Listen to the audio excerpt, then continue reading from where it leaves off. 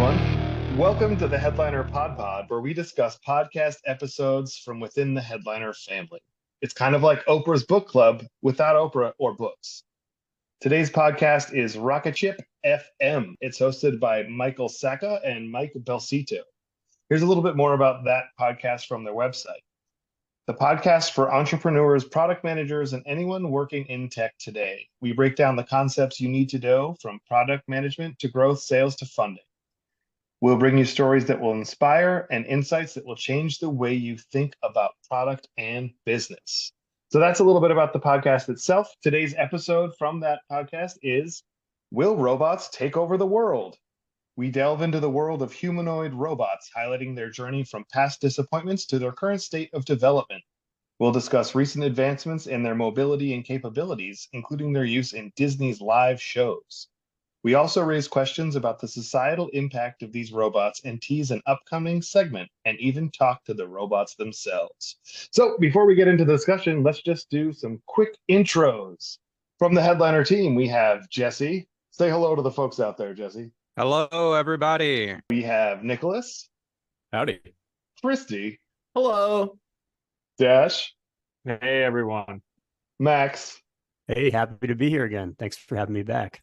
And Alyssa. Hi, everyone. All right, so now that we're all here, we're all introduced, let's discuss. What did you guys think of the episode? I think it was interesting. I think there's a bunch of different ways to bucket what we want to talk about. There's the production side, the content side, and maybe the way that people are promoting it. But I think from the production side, I loved how there was music going the entire time. It's just kind of shoelaced the entire podcast front to back, which is this nice little ambient, almost this lo-fi thing. It's fantastic. The production on this podcast was just incredible. Yeah, I actually have a thought I'm going to add real quick on the production. Since we're going there, this podcast reminded me a lot, production-wise, of Radiolab. And on top of that, I think Michael Sacca his voice is in the same tonal family as Jad Abumrad, the host of Radiolab. And so I couldn't kind of separate the two in my head, and Radiolab isn't super active. And I was like, oh, maybe this is the future of this kind of a podcast. That's actually a really cool idea. Oh, sorry. Oh, no, you go ahead. That's a cool idea to find. Is there a tool out there that can find podcast hosts that sound like the other podcast hosts you listen to, matching their tonal ranges, so you can kind of jump back into that type of vibe? Write that down, Max. Sounds like write that down. I want a podcast filter that only plays baritone podcast hosts. Yes. Or some nerdy guys listen, I want a range between 1,257 hertz and 26. That's what I want specifically. Yeah, the NPR core filter where it's just people who talk and then whisper and talk again. Yes. I listen to one podcast very specifically because the voice helps me sleep. So I would like to mix it up, because it's I'm running out of the same episodes or I don't want to hear the same episodes anymore. So I would find that very beneficial for sleeping purposes. Like we said, Max, write that down. Yeah, we're not even 2 minutes in. We're already on a tangent and have a new product idea. So I think good podcast episode so far. All right. Totally. Well, let's turn it up. Let's switch over to the content first and talk about that a little bit. I really enjoyed how it kind of started with the clip from Megan. That movie is incredible, and I feel like a lot of people would have leaned into a quote from Terminator, and they do talk about Terminator. You can't comes up later. You can't not talk about Terminator. But starting with the quote from Megan, I thought was okay, so these guys are having a lot more fun than I thought that they would. So that was just great. And plus the quote at the end where they're talking, the conversation that they have with, I don't remember the name of the actual AI that they're talking to, but when she was being super creepy and joking, saying just Olivia, kidding about taking over the world. Yeah. It was just fantastic. Doesn't Megan just seem like Child's Play redone? Yeah, just ever so slightly. Yes. Yeah, I haven't seen Megan, but just what I've seen, it just seems like Chucky. It's Chucky was kind of the first robot, anyways. Yes. Not a new idea. Yes. Megan's amazing. If I have to see it. Yeah. You gotta go check it out. I don't like clowns and I don't like robots. So those are the only two like I will watch. Megan's a doll. She's a little kid's doll. She's not a clown, for the record. Yeah. No, I'm just saying in the realm of horror things, can't do clowns, can't do robots. Like, but Megan, no, can't do it. So actually, Alyssa, when it comes to this episode, did you have a problem getting through it? Because it's all robots.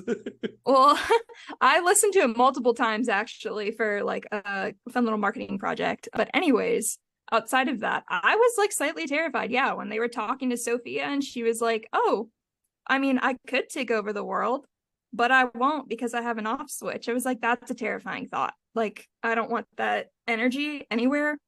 But it kind of kept coming up a lot in the podcast too. So I was like, that's freaky.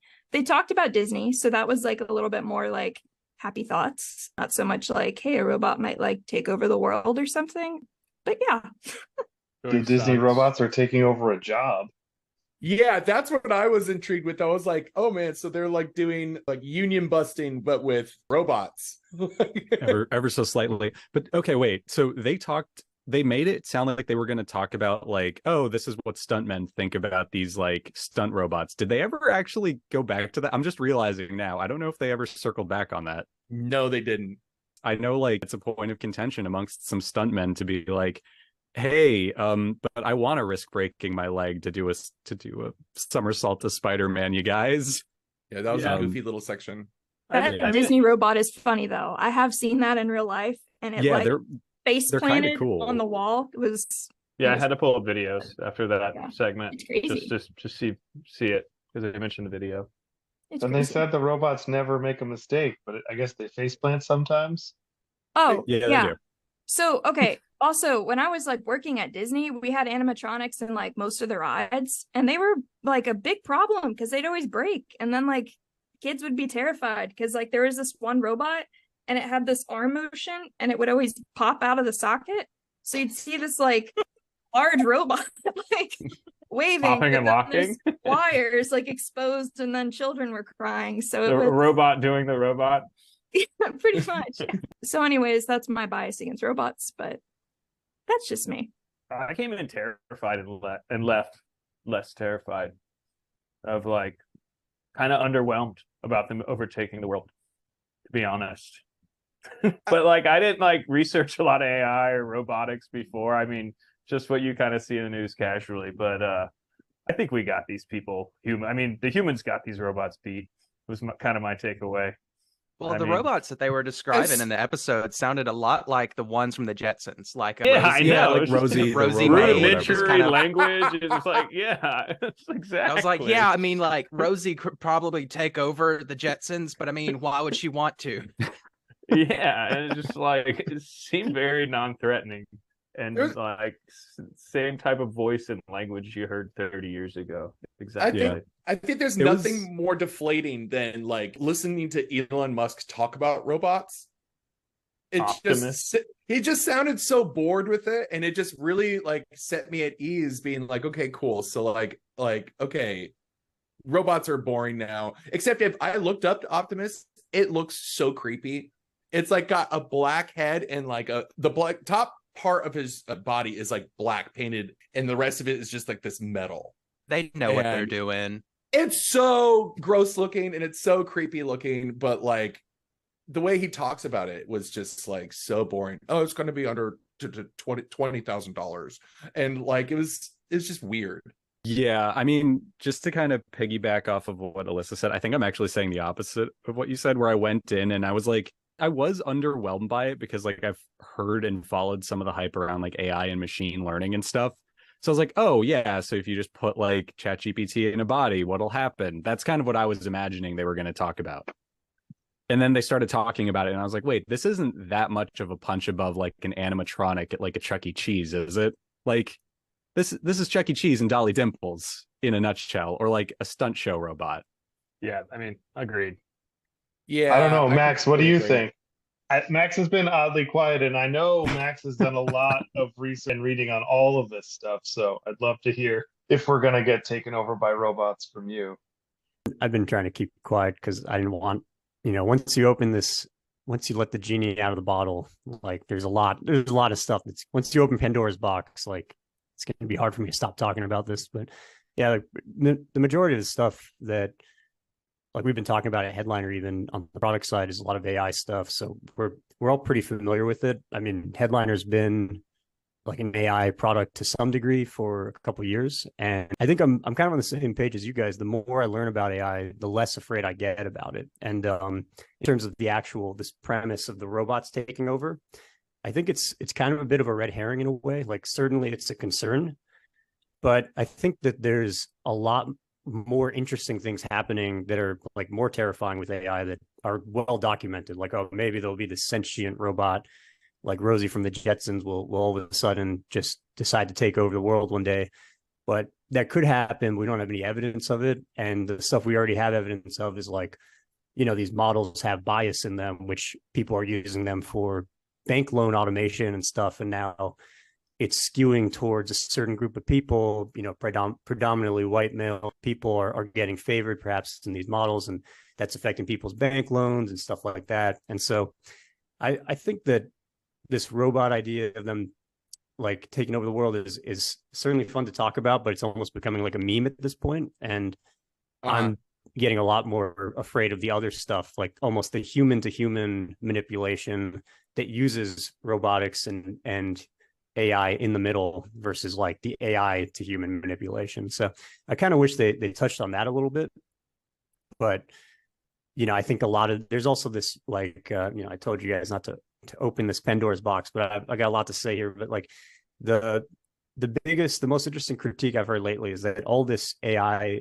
scare talk, like AGI is what they refer to it as, artificial general intelligence, which is essentially saying it's sentient.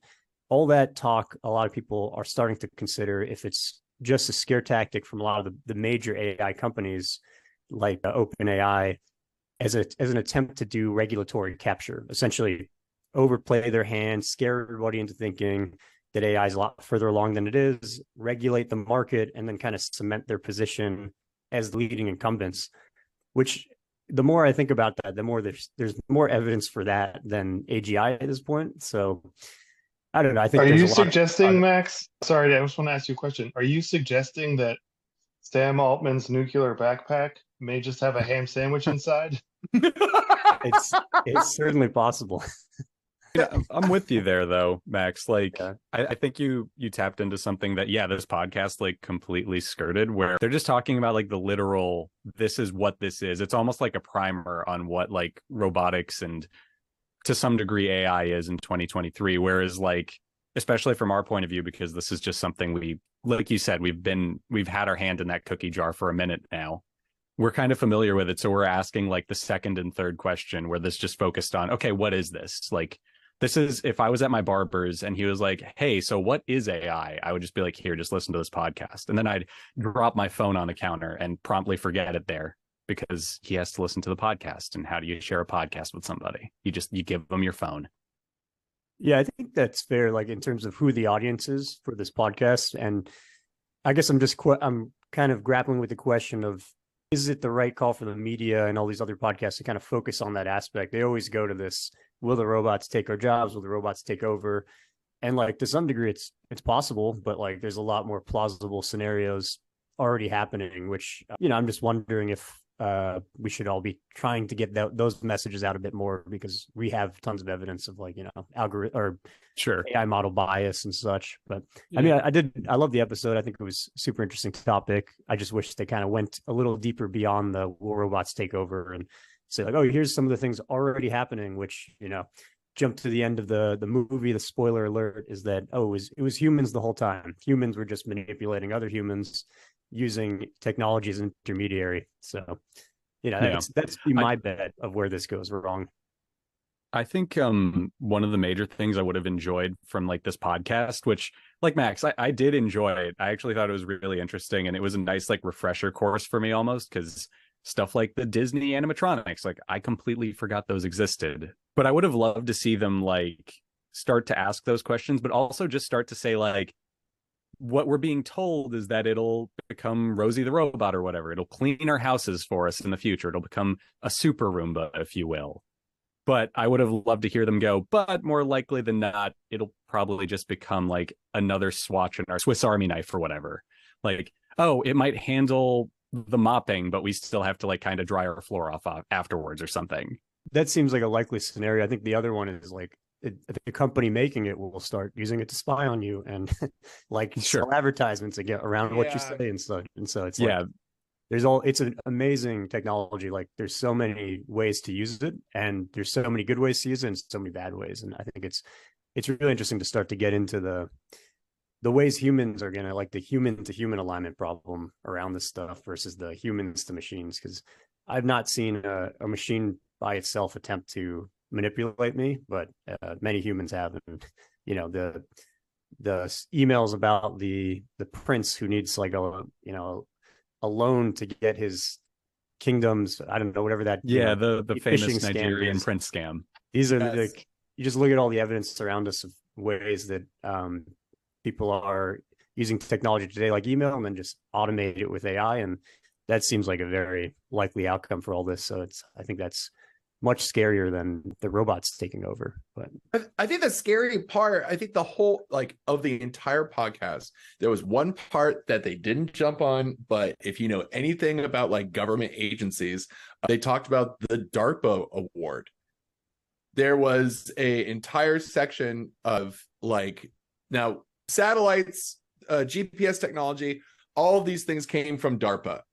Like DARPA is like a United States government agency that totally is not really a great agency, but creates a lot of wild stuff.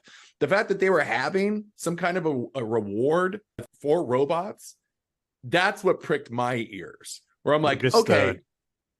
Sorry, a little history lesson here as well. They did create the internet as well. If you weren't aware. Okay. So ARPANET or whatever. ARPANET, yeah. Which makes it a little less strange to me, but I get what you're saying. Like they've been involved with so much stuff, so like to see, like to kind of reach out to the public and say like, well, what do you guys got, kind of means that like the government is like either checking up on other companies to see if they've got what they have or if they just need some help on some things. Like they're out of ideas at DARPA. Yeah, like DARPA's finally out of ideas. They did the internet and they were like, we're done. Yeah. They actually invented LLMs as a concept just to help them come up with new ideas, Max. Like total one-hit wonder government agency. But no, I mean, I think that's kind of an interesting point what Christian raised. It kind of reminds me of like a lot of the things we sort of take for granted in our everyday life are the result of like these huge military spending contracts or like government contracts. For example, like stuff like, I think Ziploc is one of them, but Velcro, those were invented by NASA in the 60s because, hey, things float in space. We need to stick it to the wall. Boom, Velcro. Paying as well. That's really interesting. Yeah. Awesome. So I guess, is there anything else you all noticed? I mean, I think the topic is definitely very, people are on this topic right now and thinking about it a lot. Specific to the podcast episode in itself, was there anything else that kind of jumped out? Yeah, I thought it was, besides the fact that I thought it was well produced, I think Christy mentioned like it sort of had like lo-fi music in the background and it sounded pleasant on the ears. But I noticed they cut to a lot of like external stuff. So they cut to like a Business Insider video at one point about the Disney animatronics. The interview at the end of the episode was Al Jazeera actually, piece. it was Al Jazeera. Yeah. Which I remember because I remember seeing that video when it came out. But they're a Headliner user, so shout out to Al Jazeera. Plug there. That's why I remembered. But no, I thought that was really cool and well done and produced. But it stood out to me that huge like swaths of the episode were just the cutaway, and I would have liked to hear their feedback on it more. Like maybe a 15-30 second primer on what it is from the video, and then they can just finish the story for us and tell us like, oh yeah, I agreed with this, or I thought this was interesting. The show was very tightly scripted to my ears, which is awesome. You want something to be tightly scripted so that you don't go off on long meandering rambles about Velcro. But like, you know, I would have liked a little bit more chatter in between stuff. Even the ad that they had in the middle of there was like on what's the way I want to say this? even the ad was completely on brand with their podcast. It was for a software. It was just software company. It was like, it didn't even break its stride from doing the part of the podcast to the ad, back to the podcast. It's all on brand, shoelaced together. It was like incredible. Yeah. I thought the robots' attempt at humor were totally lame. So I think like writers and comedians are probably pretty safe for a while. I know there's a lot of worry out there, but that was one takeaway I had about jobs, like the writer's strike and everything. I don't think they have a lot to worry about, especially the comedians. I mean, that's a hard thing to write, humor. Yeah, for sure. Like, You know, it takes it. Just because you use just kidding doesn't mean it's comedy. Right. You mean I can't write an angry email and just end it with lol JK? This is I mean, you me. can. That's actually that is funny. That is kind of funny, but it's not Oscar funny. Gotcha. So I'm a bottom feeder. Bottom feeder, Nick. No, but I think that's another thing that would have been really interesting, like just to dive into that. I know that's more the AI side than robotics, but yeah, we live in 2023. Like those two are, I know they aren't synonymous, but they certainly feel like they are. You know? Yeah, we're getting closer and closer. I think that was actually thinking about that, where everyone was kind of diving into AI side. I'm like, wait, this is a robot episode. Oh, that's just how close we are. Yeah, but sure. the robot, apparently, to Dash's point, doesn't have the ability to read the room and tailor the joke. Yeah, in a room full of humans, maybe don't make like a human domination joke. Just, like sketch comedy. Then there's like make everyone uncomfortable. Just. Yeah. Do you think we can teach these robots? We can absolutely teach the robots. Yeah. Yes. I mean, now you can almost like manipulate it. So whenever you're just talking like in like ChatGPT or something like that, you can 100% get it to start feeding you a certain type of information if you just keep priming it enough. So I do think that you could manipulate like a larger non-AI based, well, I mean, you know what I mean? Like robot, like humanoid robot, not typing to robot. Yeah, and the concern around jobs, I think the robots will take some jobs, but I think humans inevitably will become stronger because of this, and the jobs in the field around robotics will outnumber the jobs that the robots take. So I see it as a net win for the humans, human race. Team human. Yeah, Team human here. I have a weird thing from that. My partner works in construction, and there is a massive thing happening where we're starting to be able to 3D print houses. Wow. Like there's some houses that basically you set up like this length and width, and there's like a robot that goes around and like pours the concrete and like does it in layers and layers and layers and layers. And as soon as they were able to figure out how to do that with like hotels, like the construction business is the first one right now that has lots of labor, they're going to try and gut that. And it's been a really, really, really weird thing. I mean, I imagine that robots will, people in powerful positions will try to replace any type of job that is kind of like lower skill or whatever. Yeah. They'll probably try and just replace it with robots, and then we'll probably have a revolution of some sort once enough people are out of work. So just a small little revolution, just probably, just a tiny guy of a revolution, just a touch, a small one. Yeah. So yeah, if you want to keep your job, just keep in mind that timing is everything. They can't do that for you. That's right. That's true. Where's John Connor when you need him? Boom. Yeah. End of podcast. That's where we cut. Perfect. Intro and outro music. Excellent. Yeah, I mean, I also think it's kind of funny because we look at like the robots and we're like, well, robots can't take over the world. They're just making jokes and folding clothes. But like, there's also the whole part of the, there's also the people taking the robotic dogs, plugging in an LLM and handing in a gun. Like, okay, like in the military. So, I mean, if we did watch Terminator, it was the military, not, Elon Musk that did make the robots that destroyed everything. So I have 100% belief that the government will probably hook up robots to weapons in a way that will be catastrophic at some point, but it might not be for decades. But they're definitely going to do it. Like, you can't just give everyone the machines and expect them to just not try. We're already dropping bombs with drones. I mean, we're not far off. Can't give them $100 trillion budget and expect them not to. Yeah. I mean, come on. They got to spend the money somehow, guys. I mean, when's the next MIT video that shows like their next robot that they're working on? We've all seen the parkour videos. We've all seen you mean the Boston Dynamics? Yeah, like the one that is like the one they didn't even talk about it, which like maybe we don't have to talk about it, everyone just knows that those weird Boston Dynamic dogs and people. I mean, everyone knows them because they are just that impressive. I feel like that was a weird omission. I've heard rumors that those videos are like the take 100. The dog finally didn't tip over, but you know, yeah. If anybody hasn't gone into like, I don't know where else you could find. I always do it in iPhone iMessage. Look in the GIF section and look for robot fail. Such an amazing collection of like robots trying to play soccer, and to hit the ball they'll like dive headfirst into it. Like, I mean, it took a lot of trial and error to get those dogs walking. I really, really love the idea that there is a guy working on robots right now that every time that there's an advancement, he starts getting a little paranoid. And so he goes into his iPhone and looks up robot fails just so he can look at these robot failing and feel better about his work.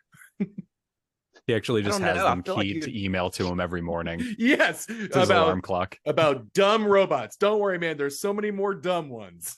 Yeah. I don't know. Like, just wait till the smart robot hears what we've been doing to the dumb ones. Oh, no. It's true. Can I just say something for any machines that may or may not listen to this in the future?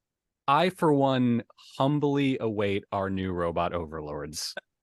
My name is Nicholas. I live in New Jersey. If you find me crossing the street, wave hello. I'll wave back. I won't run. Alyssa in Nashville will run. She will run. Yeah.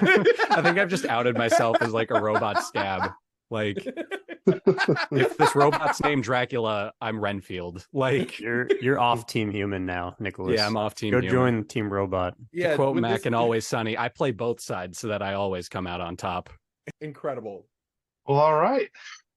So yeah, I really enjoyed this week's episode. I drove to the Nashville Podcasters meetup yesterday, and the episode is about 26 minutes, and the 12-minute drive in rush hour traffic is exactly 26 minutes, so it was perfect. So yeah, I think it was a great one, and definitely led to a lot of great discussion. If there's any last little closing thoughts, or if anyone has something they want to plug, maybe someone in our group. AI. Let's plug Eddy. I mean, we've just released all these generative AI features into Eddy, our new transcript app. So if anybody hasn't checked that out, go to eddy.headliner.app. Try some AI that won't kill you and won't take your job. It's not going to take over the world. It's going to take over your audience. It also can't fold your laundry, but it can do a lot of other stuff. Well, all right. Thanks, everyone. Until next time. Stay safe out there, people.